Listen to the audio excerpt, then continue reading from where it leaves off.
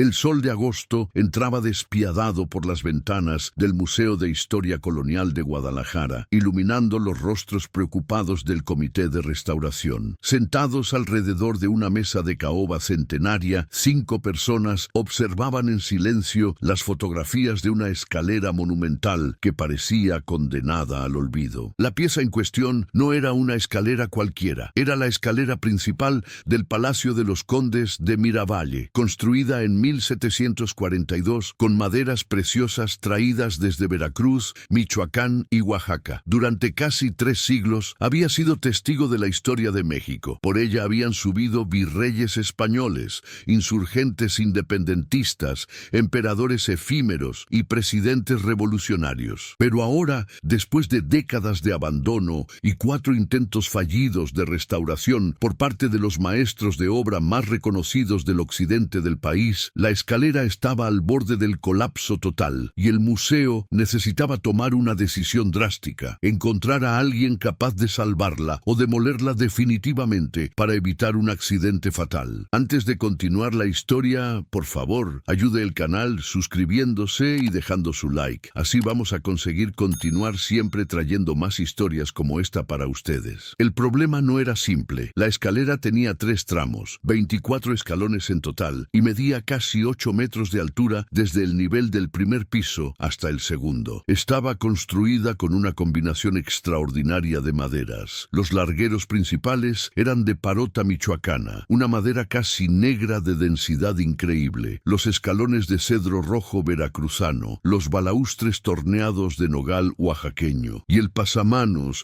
de una madera aún más rara llamada granadillo, tan dura que parecía piedra pulida. Pero después de 280 años de uso continuo, seguidos por 30 años de abandono total, cuando el palacio fue cerrado por problemas estructurales del edificio, la escalera había sufrido daños que parecían irreparables. Los largueros principales mostraban fracturas longitudinales que ponían en riesgo toda la estructura. Varios escalones estaban partidos o completamente podridos por una filtración de agua que nadie había detectado a tiempo. Los balaustres torneados, verdaderas obras de arte en sí mismos, estaban quebrados o desaparecidos en su mayoría. Y el pasamanos de granadillo, que había sido la joya de la corona, estaba fracturado en 7 puntos diferentes. Lo que hacía el caso aún más complicado era la historia reciente de fracasos. En los últimos 5 años, 4 maestros de obra de prestigio habían intentado restaurar la escalera y los 4 habían abandonado el proyecto después de meses de trabajo infructuoso. El primero había sido Armando Solís, considerado el mejor restaurador de estructuras históricas de Jalisco, quien después de 3 meses de trabajo había concluido que la escalera necesitaba ser completamente desarmada y reconstruida pieza por pieza, pero que las maderas estaban tan dañadas que era imposible salvar más del 30% del material original. Su presupuesto de 2 millones de pesos había sido rechazado por el museo por falta de fondos. El segundo intento había sido de Roberto Castellanos, un maestro de obra especializado en carpintería fina que había restaurado los retablos de la Catedral de Guadalajara. Roberto había propuesto una técnica innovadora de injertos de madera y refuerzos metálicos ocultos que permitirían mantener la apariencia original mientras se reforzaba la estructura. Trabajó durante 4 meses, pero al momento de probar la resistencia de la escalera con peso controlado, 2 escalones cedieron completamente, demostrando que sus refuerzos no eran suficientes. Roberto devolvió el anticipo del proyecto y se retiró humillado, admitiendo que había subestimado la complejidad del trabajo. El tercer maestro había sido Julio Ramírez, un carpintero de generaciones que había aprendido técnicas tradicionales de su bisabuelo. Julio había insistido en usar solamente métodos del siglo XVIII, colas animales, ensambles de espiga y mortaja, clavijas de madera en lugar de tornillos modernos. Su enfoque purista había ganado la simpatía del Comité de Restauración, pero después de 5 meses de trabajo meticuloso, quedó claro que las técnicas antiguas no eran suficientes para estabilizar maderas tan deterioradas. Los ensambles que Julio creaba con tanto cuidado se aflojaban después de semanas. Las colas animales no lograban adherirse a superficies tan degradadas y las clavijas de de madera no proporcionaban la resistencia estructural necesaria. Julio finalmente admitió su derrota después de que uno de los largueros principales que había restaurado se partiera durante una prueba de carga. El cuarto y más reciente fracaso había sido el más doloroso. Sebastián Cortés era un ingeniero civil especializado en restauración de estructuras históricas, graduado de la Universidad de Guanajuato con posgrado en Italia. Había llegado al proyecto con credenciales impresionantes y un enfoque que combinaba análisis estructural computarizado con técnicas tradicionales de carpintería. Sebastián había hecho un estudio detallado de cada componente de la escalera usando tecnología de escaneo 3D. Había calculado exactamente las cargas y tensiones en cada punto y había diseñado un sistema de refuerzo que en papel parecía perfecto. Pero cuando comenzó la implementación, descubrió que la realidad de trabajar con maderas centenarias en diferentes estados de degradación no se ajustaba a sus modelos computacionales. Las maderas reaccionaban de manera impredecible a sus intervenciones. Los adhesivos modernos que había especificado no funcionaban bien con maderas tan antiguas y secas, y su equipo de carpinteros no tenía la experiencia necesaria para ejecutar los ensambles complejos que él había diseñado. Después de 6 meses de trabajo y 900,000 pesos gastados, Sebastián tuvo que admitir que su enfoque teórico no era suficiente para resolver un problema tan práctico y complejo. Ahora, en esa reunión de agosto, el Comité de Restauración del museo enfrentaba una decisión difícil. La directora del museo, la doctora Patricia Andrade, una historiadora de arte de 58 años que había dedicado su vida a preservar el patrimonio histórico de Jalisco, miraba las fotografías de la escalera con una mezcla de frustración y tristeza. A su lado estaba el ingeniero supervisor del museo, Fernando Gutiérrez, quien había trabajado con los 4 maestros de obra anteriores y conocía íntimamente todos los problemas técnicos. También estaban presentes 3 miembros del patronato del museo, empresarios prominentes de Guadalajara que habían aportado fondos para los intentos previos de restauración y que ahora estaban comprensiblemente escépticos sobre invertir más dinero en un proyecto que parecía imposible. Tenemos que enfrentar la realidad, dijo uno de los patronos, el señor Enrique Montoya, dueño de una cadena de ferreterías. Hemos gastado casi 2 millones de pesos en 4 intentos fallidos. Ninguno de los mejores maestros de obra del país ha podido resolver esto. Quizás deberíamos aceptar que la escalera está más allá de salvación y considerar opciones alternativas. Patricia Andrade sintió que se le encogía el corazón. Sabía exactamente lo que opciones alternativas significaba: demoler la escalera histórica y construir una réplica moderna que se pareciera al original pero sin ningún valor histórico real. Sería como arrancar el corazón del palacio. Todavía no estoy lista para rendirme, dijo Patricia con firmeza. Esa escalera es irreemplazable. Si la perdemos, perdemos una pieza auténtica del periodo colonial. Una réplica nunca tendrá el mismo valor. Fernando Gutiérrez, el ingeniero supervisor, intervino con su pragmatismo habitual. Entiendo el valor histórico, doctor Andrade, pero también tenemos que ser realistas. 4 de los mejores especialistas del país lo han intentado y han fallado. Cada uno de ellos tenía credenciales impecables, experiencia comprobada y recursos adecuados. Si ellos no pudieron hacerlo, ¿quién puede? El silencio que siguió fue pesado. Patricia no tenía respuesta para esa pregunta. Había agotado su lista de contactos. Había consultado con universidades y con el Instituto Nacional de Antropología e Historia. Todos le habían dicho lo mismo. El problema era demasiado complejo. Las maderas estaban demasiado dañadas y cualquier intervención adicional probablemente causaría más daño que beneficio. Les pido un mes más, dijo finalmente Patricia. Déjenme hacer una última búsqueda. Si en un mes no encuentro a alguien capaz de tomar el proyecto, aceptaré que tenemos que considerar otras opciones. Los patronos accedieron a regañadientes. Un mes más no cambiaría mucho en un proyecto que ya llevaba años estancado, pero Patricia sentía que estaba pidiendo un milagro. ¿Dónde iba a encontrar a alguien capaz de hacer lo que 4 maestros expertos no habían podido lograr? La respuesta llegó de la manera más inesperada 2 semanas después. Patricia había ido a visitar una pequeña carpintería en el barrio de Analco, buscando a un carpintero que le habían recomendado para un trabajo menor: restaurar algunos algunas sillas antiguas del museo. La carpintería era modesta, un local de unos 50 metros cuadrados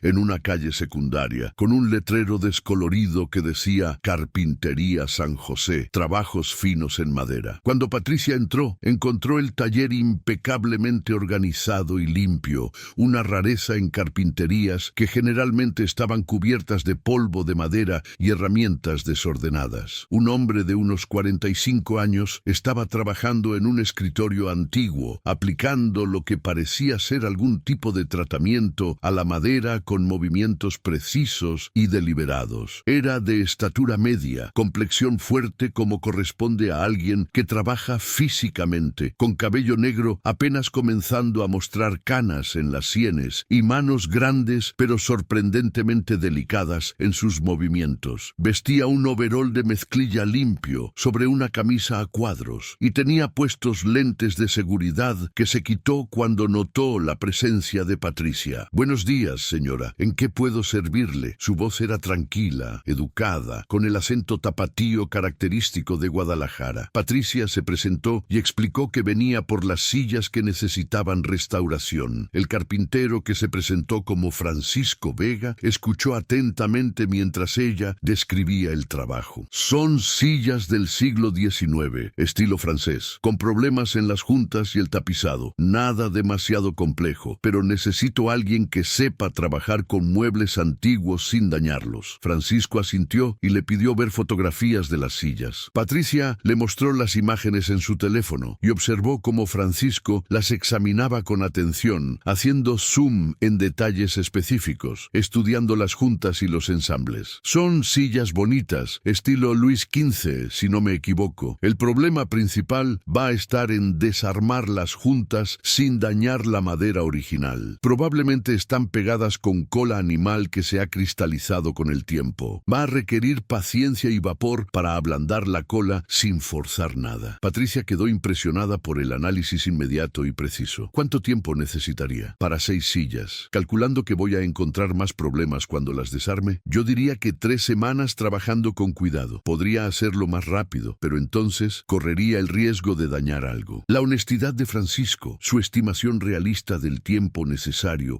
y su énfasis en no apurarse para no dañar las piezas, todo le recordó a Patricia que estaba frente a un artesano genuino, no solo a un carpintero común. Mientras hablaban sobre las sillas, Patricia no pudo evitar mirar alrededor del taller. Había varios proyectos en diferentes estados de completación. Una cómoda antigua que estaba siendo restaurada con un nivel de detalle meticuloso. Una mesa de comedor que Francisco estaba construyendo desde cero con técnicas tradicionales y en una esquina algo que realmente llamó la atención de Patricia. Un modelo a escala de lo que parecía ser un retablo de iglesia, construido completamente en 1900. Madera con ensambles increíblemente complejos y detallados. «¿Usted hizo eso?», preguntó Patricia, señalando el retablo en miniatura. Francisco siguió su mirada y sonrió con modestia. «Ah, sí, es un modelo que hice hace unos años cuando me pidieron cotizar la restauración de un retablo en Tepatitlán. Al final no me dieron el proyecto porque no tenía los papeles que pedían, pero me gustó tanto el diseño original que hice el modelo para entender mejor cómo estaba construido». Patricia se acercó al modelo y lo examinó más de cerca. Era extraordinario. No solo era una réplica precisa de un retablo barroco, sino que Francisco había recreado cada ensamble, cada junta, cada detalle estructural del original. El nivel de comprensión de carpintería histórica que mostraba ese modelo era impresionante. «¿Tiene estudios de restauración?», preguntó Patricia. Francisco negó con la cabeza. «No, señora. Todo lo que sé lo aprendí de mi papá, que era carpintero, y de mi abuelo antes que él, y de estudiar por mi cuenta, viendo libros de técnicas antiguas, visitando edificios históricos cuando puedo, observando cómo están construidas las cosas viejas. Siempre me han fascinado los trabajos de los carpinteros del pasado. Ellos sabían cosas que ahora se están perdiendo». Patricia sintió un hormigueo de intuición. Ha trabajado con estructuras grandes, escaleras, por ejemplo. Escaleras he hecho y reparado muchas, señora. Nuevas, viejas, de todo tipo. Es uno de los trabajos más complicados de carpintería porque tienen que ser bonitas, pero sobre todo seguras. Una escalera mal hecha puede matar a alguien. Patricia tomó una decisión impulsiva. Sacó su teléfono y buscó las fotografías de la escalera del Palacio de los Condes de Miravalle. Quiero que vea algo. Esto es solo por curiosidad, para conocer su opinión. No le estoy ofreciendo trabajo ni nada. Solo quiero saber qué piensa un carpintero con su experiencia. Le mostró las fotografías de la escalera, explicándole brevemente la situación, la edad de la pieza, los problemas estructurales, los 4 intentos fallidos de restauración. Francisco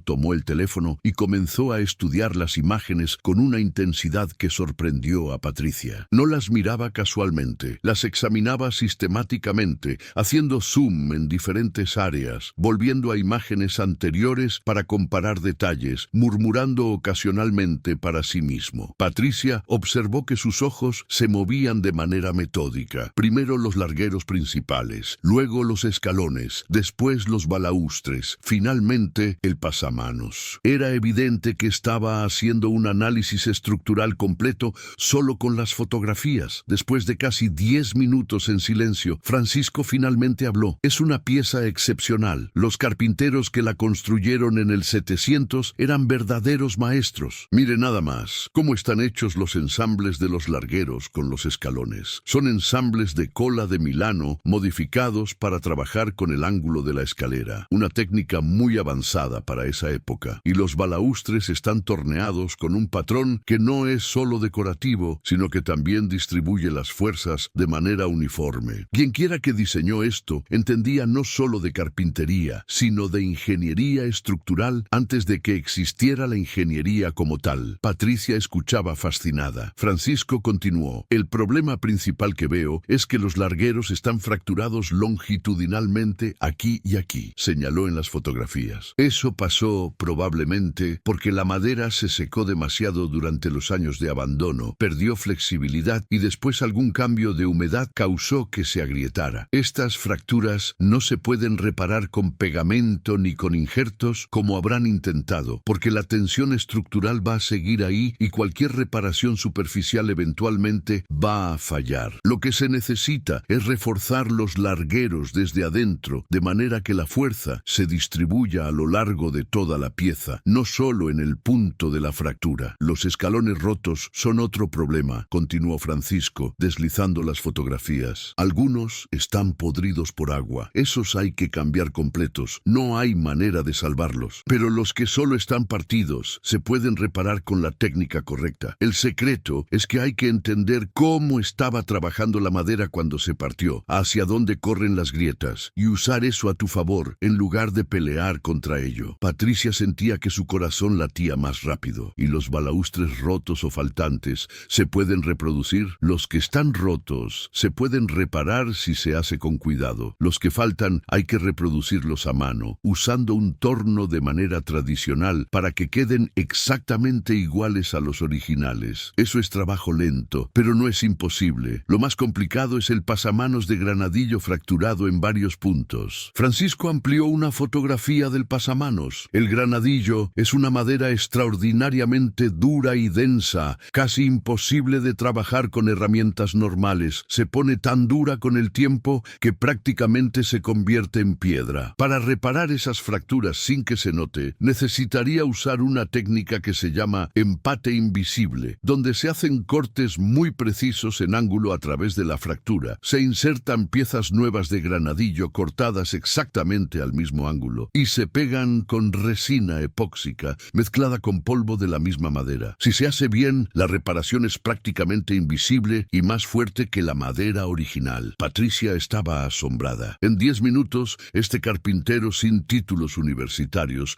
sin credenciales oficiales, trabajando en un taller modesto de un barrio popular, había proporcionado un análisis más claro y completo de los problemas de la escalera que cualquiera de los 4 maestros de obra anteriores en sus primeras evaluaciones. Señor Vega, le voy a hacer una pregunta directa. Según su análisis, ¿esa escalera tiene salvación o no? Francisco se tomó su tiempo antes de responder. Todo tiene salvación, señora, si se usa la técnica correcta y se tiene paciencia. El problema con estructuras históricas como esa es que mucha gente las trata como si fueran proyectos de carpintería normales, aplicando soluciones modernas a problemas antiguos. Pero las maderas viejas viejas no reaccionan igual que las maderas nuevas. Han estado trabajando durante casi 300 años, se han movido, se han secado, se han adaptado al edificio. Hay que entender esa historia antes de tocarlas, y hay que combinar técnicas antiguas con algunas soluciones modernas cuidadosamente seleccionadas. No todo lo viejo ni todo lo nuevo. Usted podría hacerlo. La pregunta salió de la boca de Patricia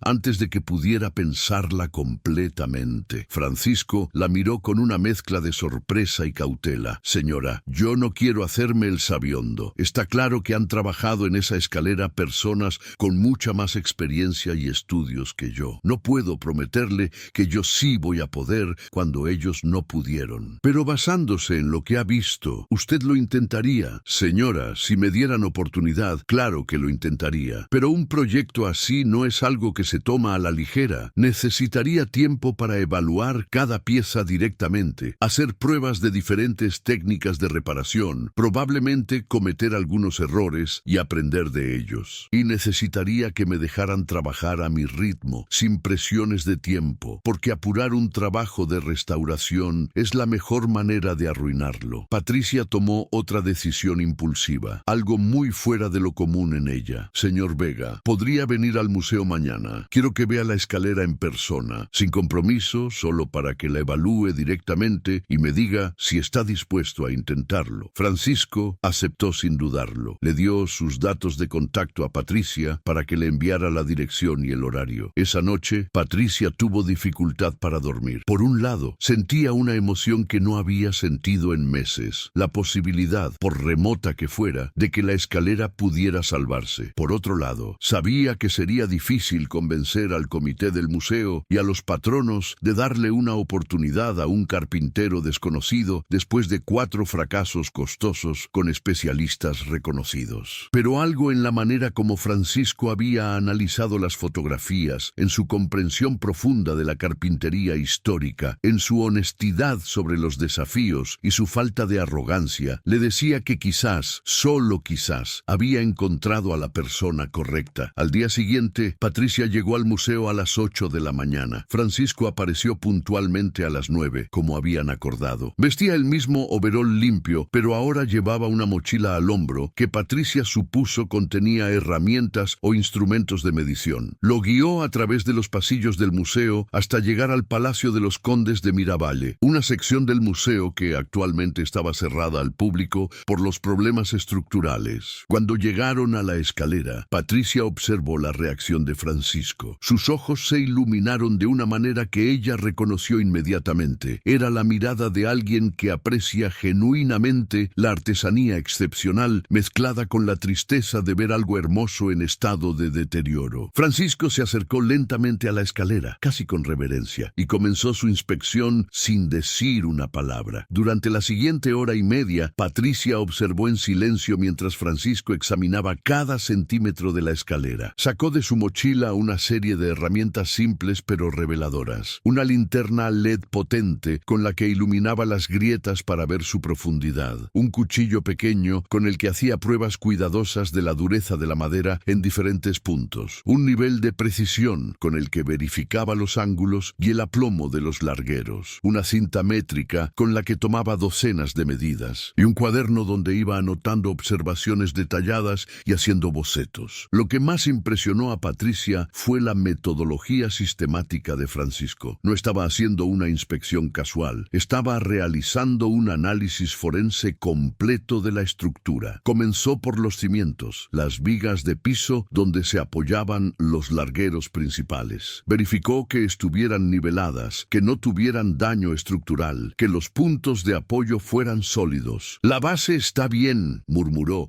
más para sí mismo que para Patricia. Eso es bueno. Si la base estuviera comprometida, todo lo demás sería inútil. Luego pasó a los largueros principales, las enormes vigas de parota que formaban la espina dorsal estructural de la escalera. Con su linterna examinó cada una de las grietas longitudinales que tanto habían preocupado a los maestros de obra anteriores. Metió la punta de su cuchillo con mucho cuidado en las grietas, probando su profundidad, sintiendo la textura de la madera en el interior de la fractura. Estas grietas no llegan hasta el centro del larguero, dijo finalmente. Son fracturas superficiales que penetran aproximadamente un tercio del espesor total de la viga. Eso significa que el corazón de la madera todavía está estructuralmente sano. El problema es que estas fracturas pueden propagarse si no se tratan correctamente. Francisco continuó con los escalones. Algunos estaban claramente en mejor estado que otros. Los escalones del tramo inferior, que habían estado más expuestos a la humedad por estar cerca del nivel del piso, mostraban signos claros de pudrición. Estos 5 escalones están perdidos, dijo señalándolos. La pudrición ha penetrado demasiado profundo en la madera. Intentar salvarlos sería peligroso porque podrían fallar bajo peso. Hay que reemplazarlos completos con cedro rojo de la misma calidad del original. Los escalones de los tramos medio y superior estaban en mejor estado, aunque algunos mostraban fracturas. Estos se pueden salvar, dijo Francisco. Las fracturas son limpias, no hay pudrición asociada. Con la técnica correcta de reparación van a quedar tan fuertes como originales. Los balaustres torneados fueron la siguiente fase de la inspección. De los 72 balaustres originales, 32 estaban rotos o faltantes completamente. Francisco examinó los balaustres intactos con particular atención, tomando medidas detalladas de sus dimensiones, sus patrones de torneado, los diámetros en diferentes puntos. Van a necesitar reproducirse exactos, dijo mientras dibujaba un boceto detallado en su cuaderno. El patrón de torneado no es solo decorativo, también afecta la resistencia estructural del balaustre. Si los hago muy delgados, en algún punto van a quedar débiles. Si los hago muy gruesos, van a verse fuera de lugar. Finalmente, Francisco examinó el pasamanos de granadillo, la pieza que todos los maestros de obra anteriores habían considerado el problema más difícil. Pasó sus manos por toda la longitud del pasamanos, sintiendo cada irregularidad, cada fractura. Con su linterna iluminó las 7 fracturas principales desde diferentes ángulos. Sacó una pequeña lima de su mochila y raspó suavemente en un punto discreto donde el pasamanos estaba roto, recogiendo una pequeña cantidad de polvo de madera que examinó entre sus dedos. Es granadillo auténtico, probablemente de árboles que ahora están extintos, dijo con reverencia. Esta madera tiene probablemente 280 años de edad y ha alcanzado una dureza extraordinaria. Para trabajar con ella voy a necesitar herramientas especiales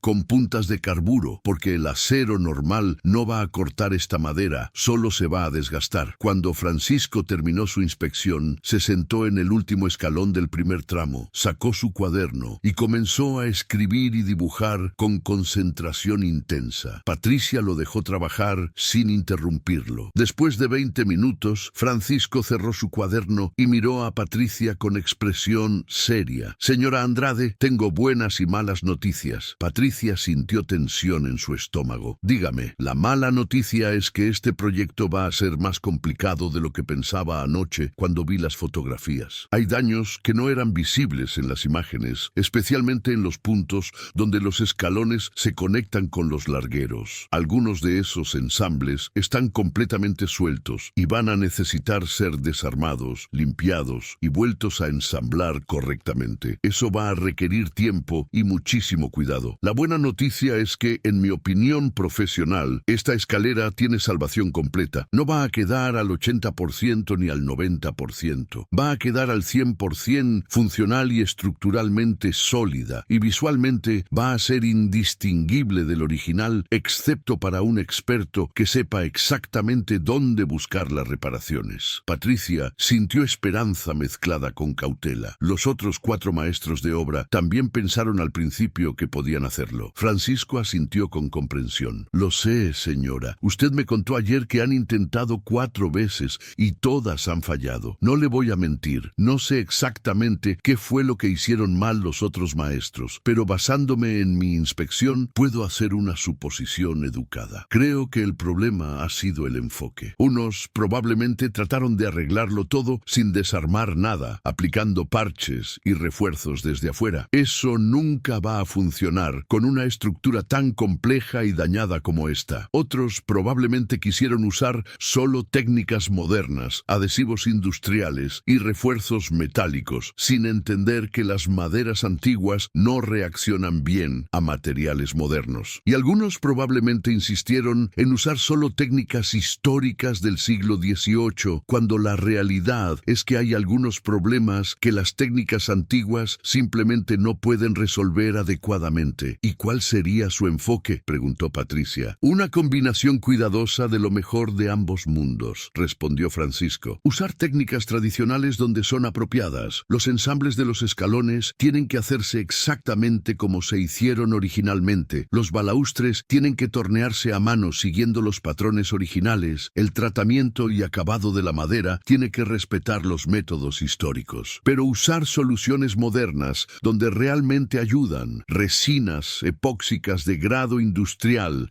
para reforzar las grietas en los largueros desde adentro, fibra de vidrio oculta en puntos estratégicos para distribuir cargas, adhesivos modernos que son reversibles pero más fuertes que las colas animales tradicionales. Lo importante es que todas las intervenciones modernas estén completamente ocultas, de manera que visualmente la escalera se vea exactamente como en el siglo XVIII, pero estructuralmente sea tan fuerte como si fuera nueva. Patricia escuchaba con atención absoluta. El enfoque de Francisco tenía una lógica que los enfoques anteriores no habían tenido: respeto por la historia y la artesanía original, pero sin dogmatismo que impidiera usar las mejores soluciones disponibles. ¿Cuánto tiempo necesitaría? Es difícil dar un número exacto sin haber comenzado el trabajo, porque siempre aparecen problemas que no eran visibles en la inspección inicial, dijo Francisco. Pero estimando conservadoramente, yo diría que 4 meses de trabajo continuo, tal vez 5 si encuentro problemas mayores. No puedo prometerle que será más rápido, porque apurar este trabajo sería garantía de fracaso. ¿Y el costo? Francisco sacó su cuaderno y comenzó a hacer cálculos. El costo mayor va a ser materiales. Necesito conseguir cedro rojo de la misma calidad que el original para reemplazar los escalones perdidos. Eso no es barato ni fácil de encontrar. Necesito nogal para los balaustres nuevos. Necesito granadillo para las reparaciones del pasamanos. Y esa es probablemente la madera más cara y difícil de conseguir. Necesito resinas epóxicas especializadas, adhesivos de grado profesional, herrajes ocultos, fibra de vidrio, acabados históricamente apropiados. Y necesito algunas herramientas especializadas que no tengo, especialmente para trabajar el granadillo. En materiales y herramientas, estoy calculando aproximadamente 150,000 pesos. Mi trabajo, estoy calculando 450,000 pesos por los 4 a 5 meses. Sé que suena como mucho dinero, pero es trabajo de tiempo completo donde no voy a poder aceptar otros proyectos, y es trabajo de altísima especialización. En total, estamos hablando de 600,000 pesos. Patricia hizo cálculos mentales rápidos. El primer maestro de obra había pedido 2 millones. El segundo había recibido $500,000 antes de abandonar. El tercero había cobrado 300,000 por trabajo que no funcionó. El cuarto había gastado casi 1 millón entre su pago y materiales. En total, el museo ya había gastado casi 3 millones de pesos en intentos fallidos. La propuesta de Francisco era una fracción de eso, pero claro, también había sido más barata cada vez al principio. Señor Vega, necesito ser honesta con usted. Ya hemos tenido 4 fracasos costosos. El comité del museo y nuestros patronos están comprensiblemente escépticos sobre intentar una quinta vez, especialmente con alguien que, sin ánimo de ofender, no tiene las credenciales académicas ni el reconocimiento profesional de los maestros de obra anteriores. Francisco asintió sin ofenderse. Lo entiendo perfectamente, señora. Yo, en su lugar, también estaría escéptico. No le puedo mostrar títulos universitarios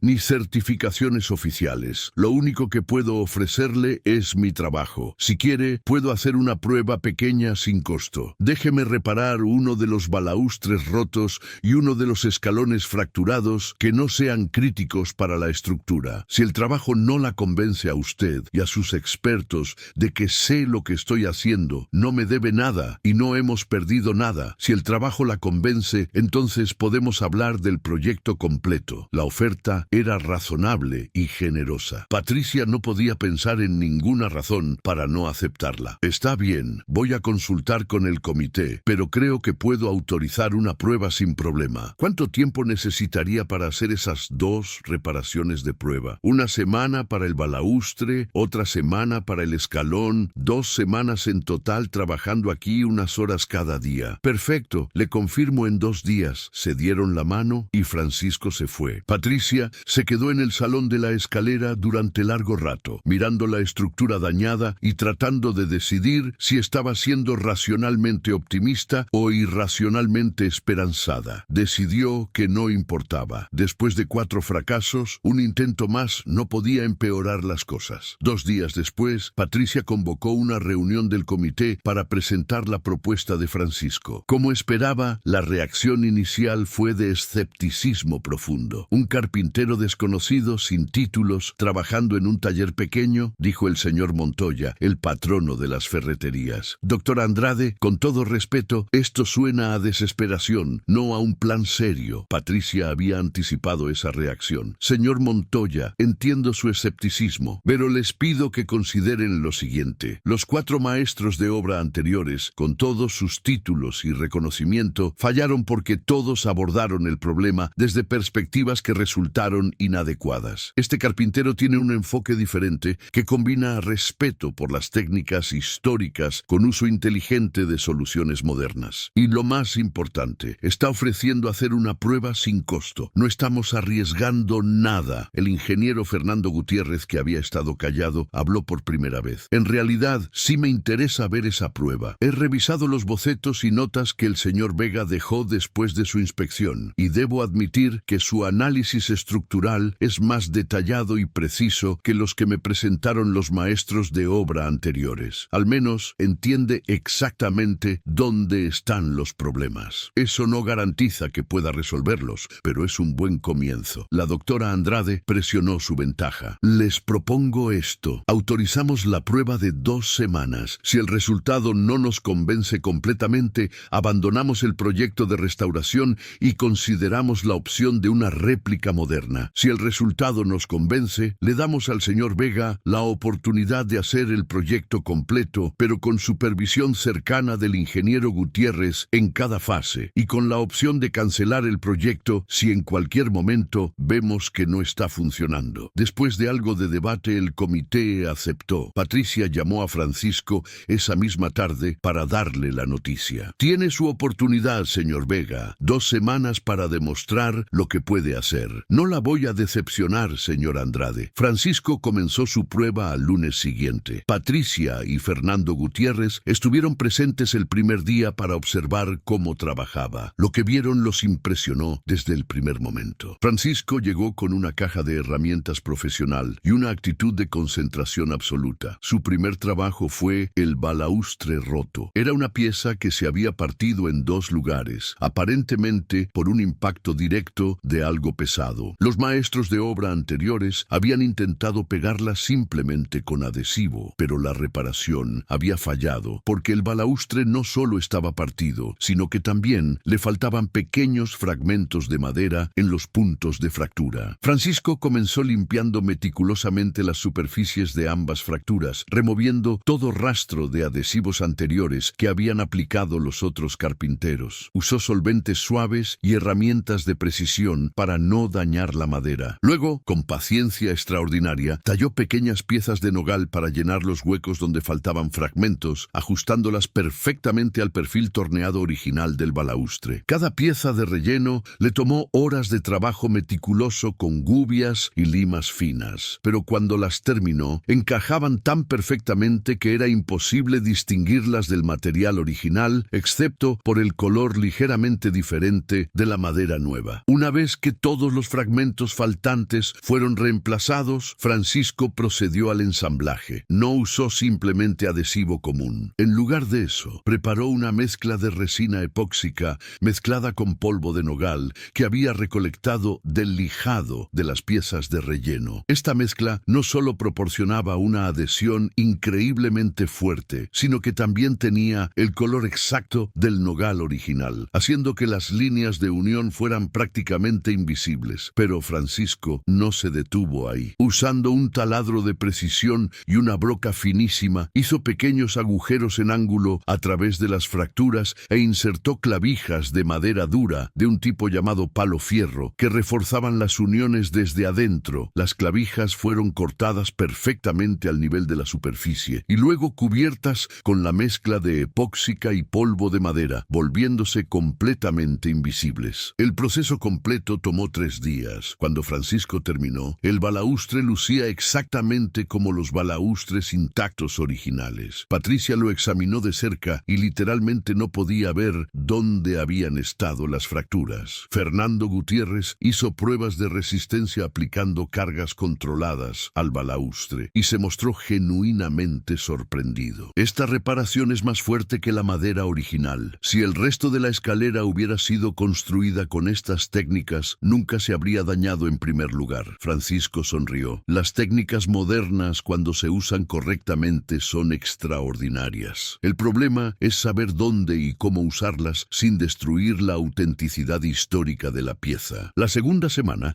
Francisco trabajó en el escalón fracturado. Este era un desafío diferente. El escalón era una pieza sólida de cedro rojo que medía aproximadamente 1,5 metros de largo por 30 centímetros de ancho y 4 centímetros de grueso. Tenía una fractura que corría diagonalmente a través de casi toda su longitud, probablemente causada por un peso excesivo concentrado en un punto combinado con madera debilitada por la edad. Los maestros de obra anteriores habían intentado reparaciones con abrazaderas metálicas en la parte inferior del escalón, pero las abrazaderas eran visibles y feas y además no habían detenido el progreso de la grieta. Francisco removió las abrazaderas metálicas torpes y comenzó su proceso. Primero usó una sierra especial extremadamente delgada para ampliar la grieta a un corte limpio y uniforme de aproximadamente 2 milímetros de ancho a lo largo de toda su longitud. Patricia observó preocupada mientras Francisco esencialmente hacía más grande el daño, pero el carpintero le explicó su lógica. Una grieta irregular es imposible de reparar adecuadamente porque no hay manera de obtener penetración completa del adhesivo. Un corte limpio y uniforme permite que el adhesivo penetre completamente y cree una unión sólida en toda la superficie. Una vez que la grieta fue convertida en un corte limpio, Francisco preparó tiras largas y delgadas de fibra de vidrio embebidas en resina epóxica especialmente formulada para madera. Estas tiras fueron insertadas en el corte bajo presión, rellenándolo completamente. La fibra de vidrio, oculta dentro del corte, proporcionaría una resistencia estructural extraordinaria. Mientras la resina todavía estaba fresca, Francisco añadió polvo de cedro rojo al material expuesto en la superficie, mezclándolo con la resina para crear un relleno del mismo color que la madera original. Pero el verdadero tour de force de Francisco vino después. Una vez que la resina había curado completamente, el área reparada era una línea recta perfecta de material compuesto que era visualmente diferente de la madera natural circundante. Para camuflar la reparación, Francisco usó una técnica que había desarrollado durante años de experimentación. Con gubias increíblemente afiladas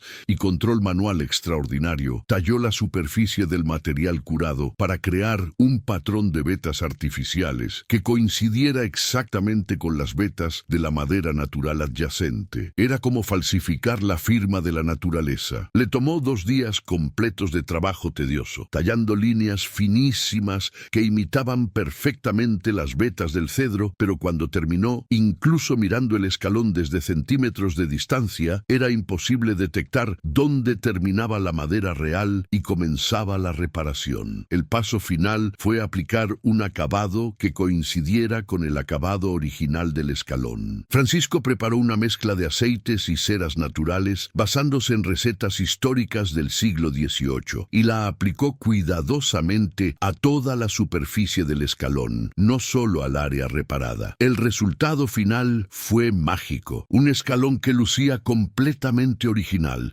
pero que ahora era estructuralmente más fuerte que cuando era nuevo. Fernando Gutiérrez quedó tan impresionado que insistió en hacer pruebas destructivas en un fragmento de madera de prueba que Francisco había preparado usando la misma técnica. Las pruebas confirmaron que la técnica de reparación de Francisco creaba uniones que tenían aproximadamente 130% de la fuerza de la madera original sin tratar. Es extraordinario, dijo Fernando. Nunca había visto una técnica de reparación de madera que resultara más fuerte que el material original. Al final de las 2 semanas de prueba, Patricia convocó al comité para mostrarles el trabajo de Francisco. La reacción fue unánime. El trabajo era excepcional. El balaustre reparado y el escalón reparado eran indistinguibles de las piezas originales no dañadas, pero las pruebas estructurales confirmaban que eran significativamente más fuertes. Incluso el señor Montoya, que había sido el más escéptico, tuvo que admitir que estaba impresionado. Está bien,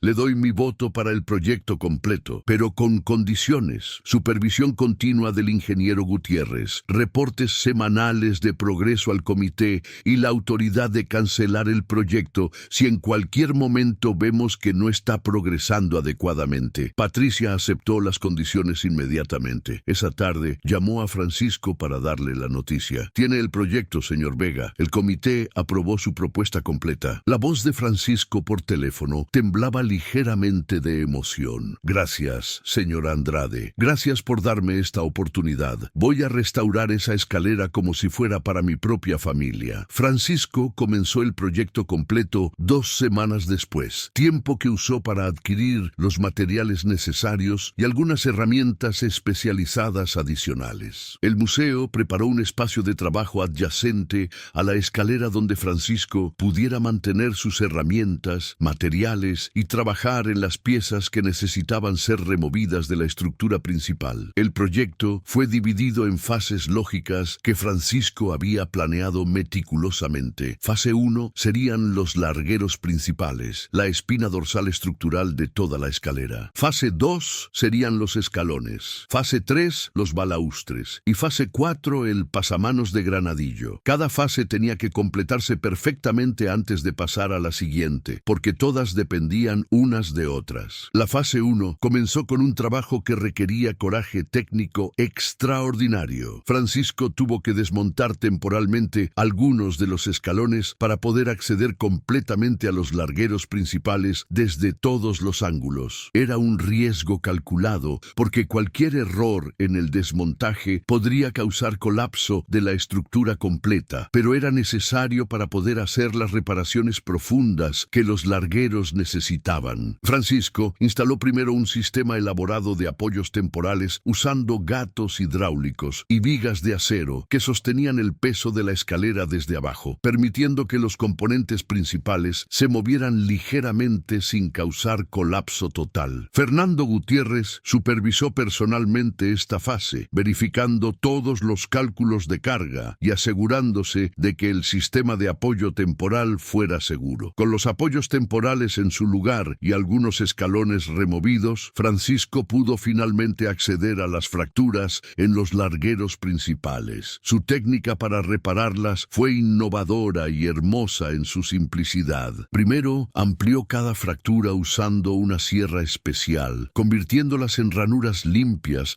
de aproximadamente 5 milímetros de ancho que penetraban la madera en la profundidad completa de las grietas originales. Luego preparó tiras largas de fibra de carbono embebidas en resina epóxica que insertó en las ranuras bajo presión usando prensas hidráulicas portátiles. La fibra de carbono, un material moderno extraordinariamente fuerte usado en aplicaciones aeroespaciales, proporcionó refuerzo estructural que distribuyó las tensiones a lo largo de toda la longitud de los largueros. Para ocultar completamente esta intervención moderna, Francisco talló tiras delgadas de parota auténtica que encajaban perfectamente sobre las ranuras rellenas, cubriéndolas completamente. Cuando terminó, las reparaciones eran completamente invisibles desde cualquier ángulo. Pero Francisco no se detuvo con simplemente reparar las fracturas visibles. Sabiendo que la madera de los largueros estaba estresada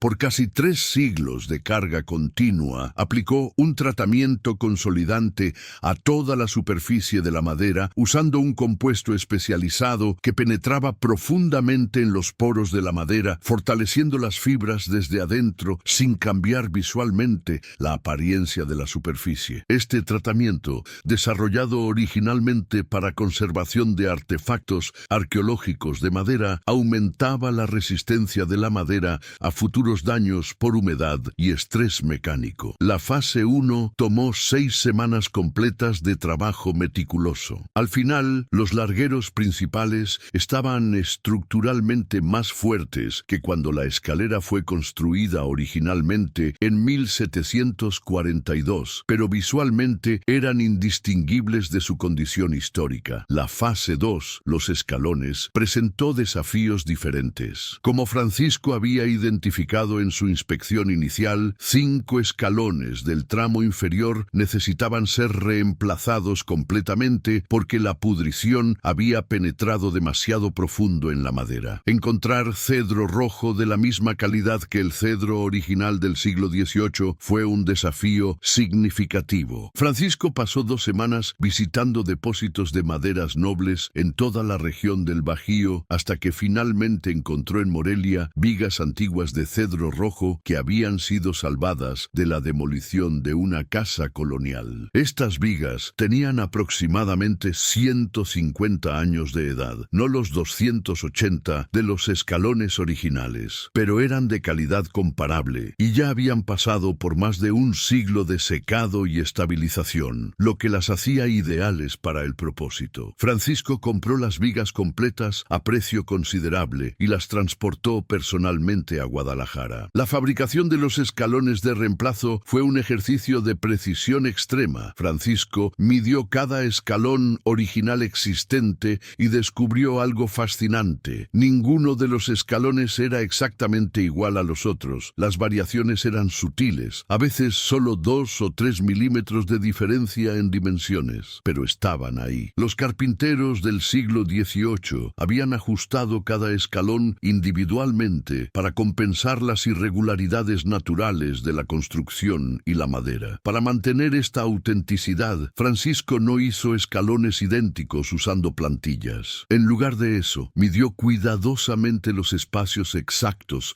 donde irían los nuevos escalones y fabricó cada uno individualmente para encajar perfectamente en su ubicación específica. El proceso de fabricación de cada escalón tomaba aproximadamente 3 días. Francisco comenzaba con una tabla de cedro rojo gruesa que cortaba a las dimensiones aproximadas. Luego, usando una combinación de cepillo eléctrico para el trabajo grueso y cepillo manual tradicional para el trabajo fino, reducía la tabla a las dimensiones exactas necesarias. Los bordes fueron redondeados usando técnicas que coincidían con el perfil de los escalones originales. Los ensambles de cola de Milano modificados que conectaban cada escalón con los largueros tuvieron que ser cortados a mano usando formones y sierras de precisión, un trabajo tedioso que requería concentración absoluta porque cualquier error habría arruinado horas de trabajo. Cuando Francisco finalmente instaló el primer escalón de reemplazo, encajó tan perfectamente que no había ni el más mínimo movimiento o gap. Fernando Gutiérrez, quien supervisaba cada fase del proyecto, aplaudió literalmente cuando vio la perfección del ajuste. Los escalones que solo estaban fracturados,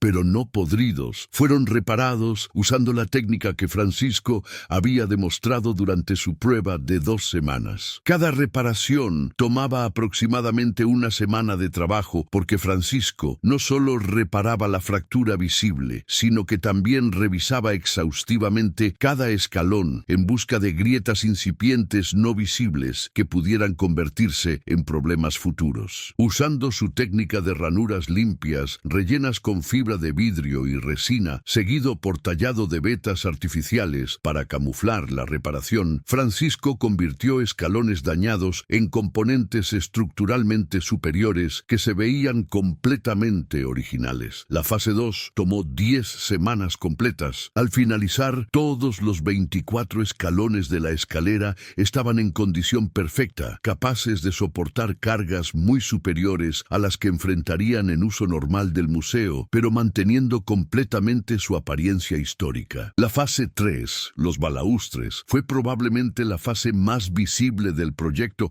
porque los balaustres eran los elementos más obviamente dañados de toda la escalera. De los 72 balaustres originales, 32 estaban rotos o faltantes. 16 estaban rotos pero con todos sus fragmentos presentes. 8 estaban rotos con fragmentos faltantes y 8 habían desaparecido completamente sin dejar rastro. Los 16 balaustres con fragmentos completos fueron reparados usando la técnica técnica que Francisco había perfeccionado durante su prueba. Cada reparación tomaba aproximadamente 3 días. Limpieza meticulosa de las superficies de fractura, ensamblaje usando resina epóxica mezclada con polvo de nogal, refuerzo interno con clavijas de palo fierro y acabado superficial que hacía invisibles las líneas de unión. Los 8 balaustres con fragmentos faltantes presentaron un desafío mayor. Francisco tuvo que tallar a mano los fragmentos faltantes, a veces piezas complejas, de forma irregular, con perfil torneado, y ajustarlas perfectamente a los fragmentos existentes antes de proceder con la reparación. Esta fase tomó 5 semanas completas de trabajo, pero los 8 balaustres completamente faltantes fueron el verdadero desafío maestro de la fase 3. Francisco necesitaba reproducir exactamente el patrón de torneado de los balaustres originales, un patrón complejo que combinaba secciones cilíndricas, esféricas, cóncavas y convexas en una secuencia precisa que no solo era estéticamente bella, sino también estructuralmente optimizada. Los carpinteros del siglo XVIII habían desarrollado este patrón a través de generaciones de experiencia, equilibrando belleza con resistencia. Para reproducirlo exactamente, Francisco primero creó una plantilla de madera dura, midiendo meticulosamente uno de los balaustres originales mejor preservados. Esta plantilla le permitía verificar constantemente el perfil del balaustre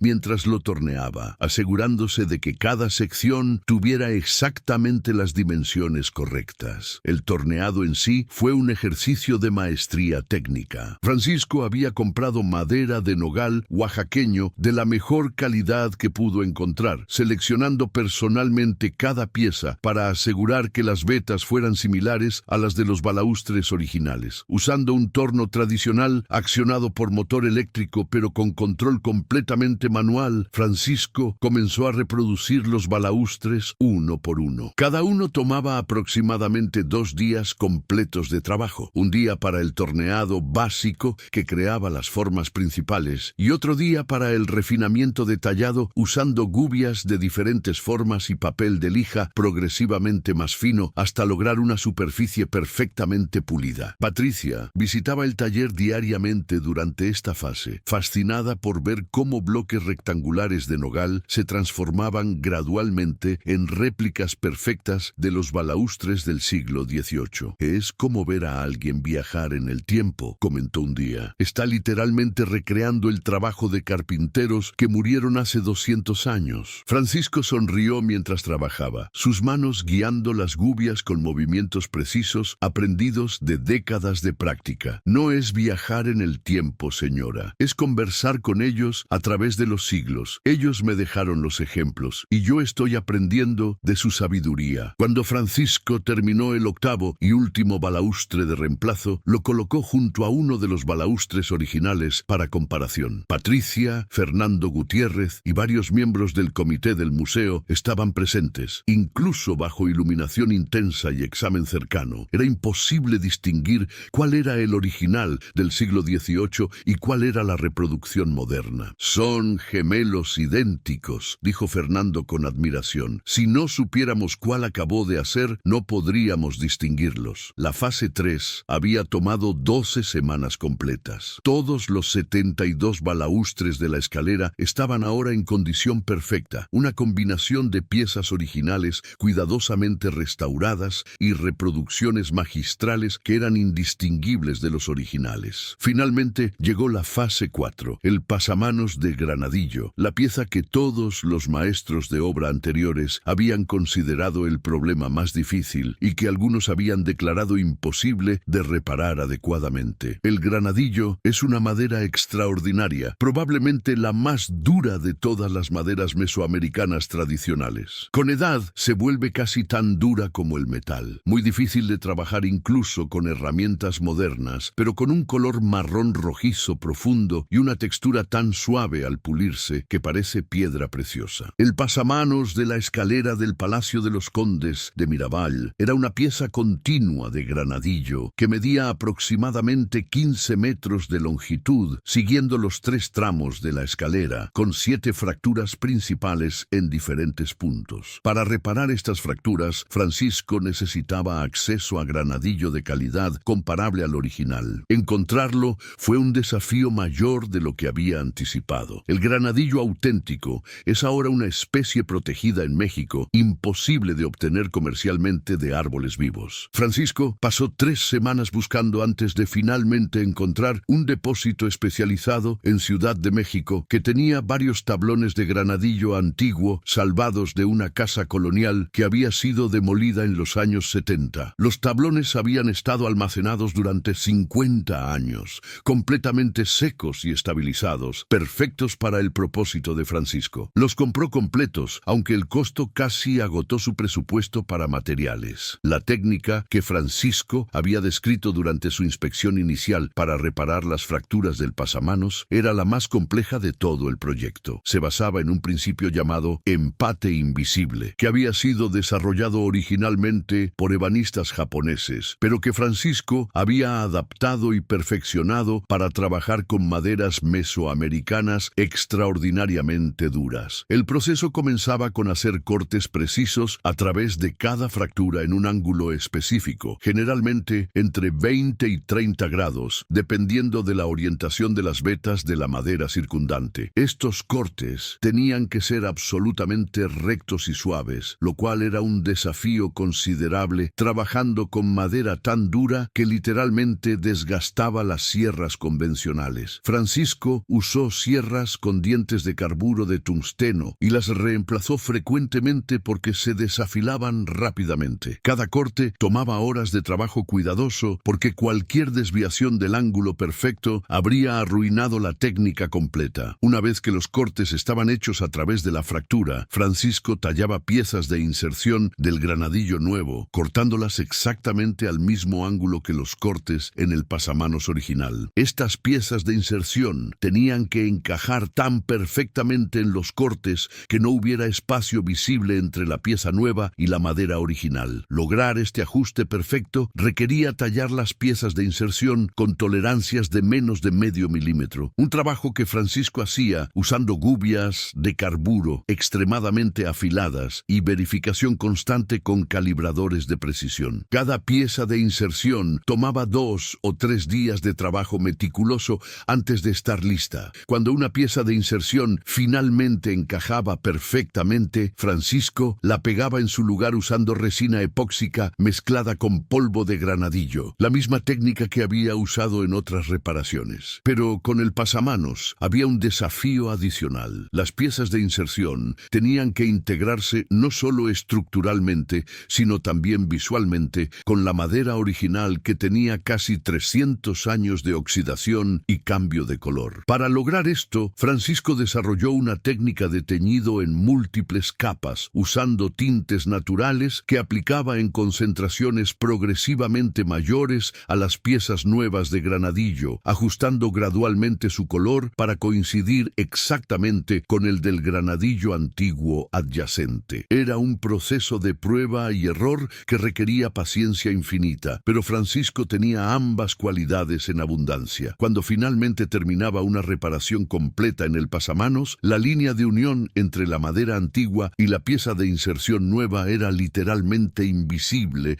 incluso bajo magnificación. La técnica de empate en ángulo distribuía las tensiones estructurales de tal manera que la reparación era más fuerte que la madera original no reparada, y la integración visual era tan perfecta que ni siquiera los expertos podían detectar dónde se había hecho la reparación sin saber exactamente dónde buscar. Francisco trabajó en el pasamanos durante 8 semanas, reparando las 7 fracturas principales una por una, con paciencia infinita. Cuando terminó, Patricia convocó al comité completo del museo para una inspección final. Recorrieron toda la escalera, examinando cada componente, cada reparación, cada detalle. Incluso con iluminación intensa y buscando específicamente las reparaciones, los miembros del comité tenían dificultad para detectarlas. El trabajo de Francisco había sido tan preciso, tan cuidadoso, tan respetuoso del original, que la escalera parecía simplemente haber sido limpiada y pulida,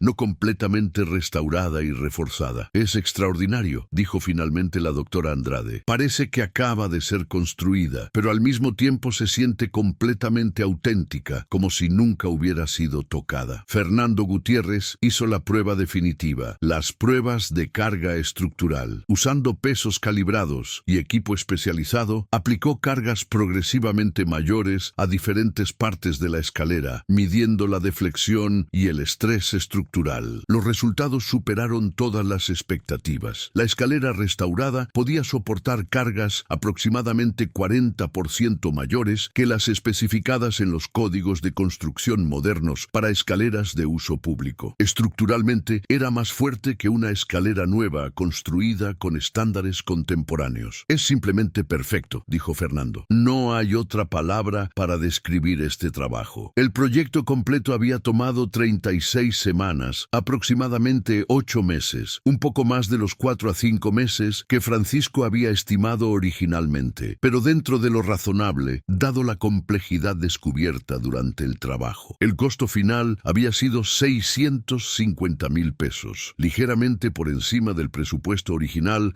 debido al costo inesperadamente alto del granadillo antiguo, pero el museo aprobó el exceso sin objeción, dado el resultado extraordinario. La escalera del Palacio de los Condes de Miravalle, que 4 maestros de obra reconocidos habían declarado irreparable o había superado sus habilidades, estaba ahora completamente restaurada y más fuerte que nunca, gracias al trabajo de un carpintero humilde trabajando en un taller pequeño que simplemente entendía la madera mejor que nadie. La noticia del éxito de Francisco se esparció rápidamente a través de la comunidad de restauración histórica en México. Comenzó a recibir llamadas de otros museos, de iglesias con retablos dañados, de coleccionistas con muebles antiguos que necesitaban restauración. De repente, el carpintero desconocido se había convertido en un maestro buscado, pero el reconocimiento más significativo vino de una fuente inesperada. 3 meses después de completar el proyecto de la escalera, Francisco recibió una carta formal del Instituto Nacional de Antropología e Historia. La carta lo invitaba a unirse a un programa especial que estaba desarrollando para identificar y certificar maestros artesanos en técnicas tradicionales de conservación. Hemos revisado extensamente su trabajo en la escalera del Palacio de los Condes de Miravalle, decía la carta. Su combinación de comprensión profunda de técnicas históricas con aplicación inteligente de materiales modernos representa exactamente el tipo de enfoque que necesitamos promover en la conservación del patrimonio cultural mexicano. Francisco aceptó la invitación y comenzó a trabajar con el INAH no solo en proyectos de restauración, sino también en desarrollo de programas de capacitación para carpinteros jóvenes interesados en aprender técnicas tradicionales. Descubrió que tenía talento para la enseñanza, quizás porque recordaba claramente sus propias luchas aprendiendo el oficio de su padre y abuelo. En los siguientes 2 años, Francisco entrenó personalmente a 18 carpinteros jóvenes en técnicas de restauración, y varios de ellos se convirtieron en maestros respetados por derecho propio. Pero Francisco nunca abandonó su taller modesto en el barrio de Analco. Aunque ahora podría haber mudado a instalaciones más grandes y prestigiosas, sentía que el taller era parte de su identidad, el lugar donde había desarrollado sus habilidades durante décadas de trabajo silencioso y persistente. Lo que sí hizo fue comenzar a aceptar aprendices sin costo, jóvenes de barrios populares que mostraban interés genuino en carpintería, pero que no tenían recursos para educación formal. La carpintería tradicional está muriendo, le dijo una vez a Patricia durante una visita casual al taller. Las escuelas técnicas modernas enseñan a operar máquinas CNC y a leer programas de computadora, que son habilidades valiosas, pero nadie está enseñando las técnicas de mano que construyeron los edificios históricos de este país. Si nosotros, los maestros viejos, no pasamos ese conocimiento a la siguiente generación, se va a perder para siempre. Patricia quedó tan impresionada por el compromiso de Francisco con la educación que el museo comenzó a patrocinar becas pequeñas para sus aprendices, cubriendo materiales y herramientas básicas para que pudieran aprender adecuadamente. 5 años después del proyecto de la escalera, Francisco recibió otra visita inesperada. Un hombre de unos 35 años apareció en su taller pidiendo hablar con él. «Mi nombre es Sebastián Cortés», dijo el hombre. «Usted probablemente no me conoce, pero yo lo conozco a usted. Fui Fui el cuarto maestro de obra que fracasó intentando restaurar la escalera del Palacio de los Condes de Miravalle. Francisco recordó el nombre de la lista que Patricia le había dado de los intentos previos. Ah, sí, el ingeniero con el posgrado en Italia. Exacto, dijo Sebastián. Vengo porque necesito disculparme con usted y también aprender de usted.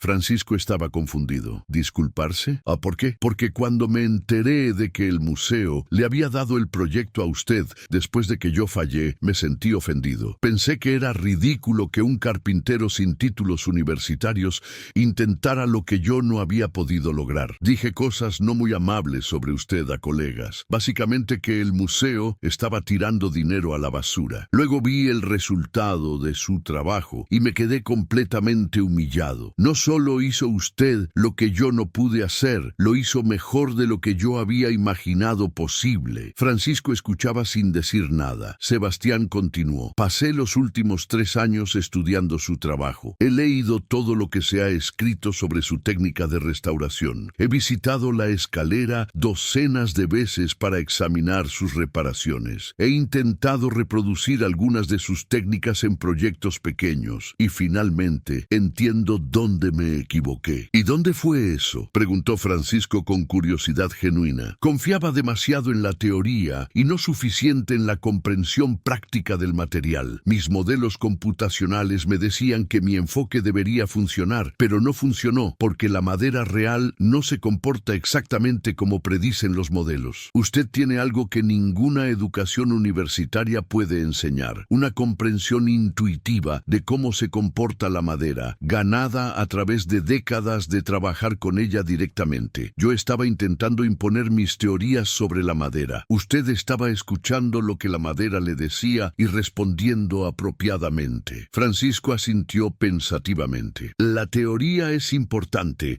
no crea que no lo valoro, pero tiene que estar balanceada con experiencia práctica. Los mejores carpinteros son los que pueden pensar como ingenieros, pero sienten como artesanos. Por eso estoy aquí, dijo Sebastián. Quiero aprender de usted. Sé que esto es poco común. Un ingeniero civil con posgrado pidiéndole a un carpintero sin títulos formales que le enseñe. Pero creo que tengo mucho que aprender, y usted es el mejor maestro posible. Francisco sonrió. No es nada poco común, y yo estaría honrado de compartir lo que sé. Pero tiene que entender que no le voy a poder enseñar lo más importante en un salón de clases o con conferencias. Va a tener que ensuciarse las manos, trabajar la madera directamente, cometer errores y aprender de ellos. Estoy listo, dijo Sebastián. Así comenzó una asociación inesperada pero fructífera entre el ingeniero educado formalmente y el maestro carpintero autodidacta. Sebastián comenzó a venir al taller de Francisco 2 veces por semana después de terminar sus compromisos laborales regulares. Al principio era torpe con las herramientas de mano, acostumbrado a diseñar proyectos que otros ejecutaban, pero tenía determinación y humildad genuina para aprender, y gradualmente sus manos desarrollaron la sensibilidad necesaria para trabajar madera con precisión. Francisco, por su parte, aprendió de Sebastián también. El ingeniero le enseñó principios de análisis estructural que Francisco había estado aplicando intuitivamente, pero sin comprensión completa de la teoría subyacente. Le mostró cómo usar software de modelado para visualizar proyectos complejos antes de comenzar el trabajo físico. Le explicó la ciencia de materiales detrás de por qué ciertas técnicas funcionaban mejor que otras. La asociación entre Francisco y Sebastián eventualmente se formalizó en una pequeña empresa de consultoría especializada en restauración de estructuras históricas de madera. Combinaban la comprensión práctica profunda de Francisco con el conocimiento teórico y las herramientas analíticas de Sebastián, creando un equipo que era literalmente el mejor de ambos mundos. En los siguientes años trabajaron juntos en docenas de proyectos importantes en todo México. Restauraron el coro de madera de la Catedral de Morelia, repararon las vigas maestras del Palacio de Cortés en Cuernavaca, reconstruyeron completamente el techo de madera del exconvento de Acolman, salvaron las puertas coloniales monumentales de la Catedral de Oaxaca. Cada proyecto era un testimonio de que la maestría verdadera